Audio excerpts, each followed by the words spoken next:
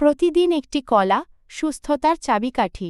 আপনি কি জানেন, একটা পাকা কলা প্রতিদিন খেলে আপনার শরীর ও মন দুটোই ভালো থাকবে? পাকা কলায় আছে পটাশিয়াম, ম্যাগনেসিয়াম, ফাইবার, ভিটামিন বি6, যা হজমে সাহায্য করে, শক্তি বাড়ায় ও রক্তচাপ নিয়ন্ত্রণে রাখে। কলা খেলে মন থাকে ফ্রেশ, কাজের গতি বাড়ে। ব্যায়াম করার পর বা সকালে খালি পেটে কলা খেলে শরীর চাঙ্গা থাকে সারাদিন।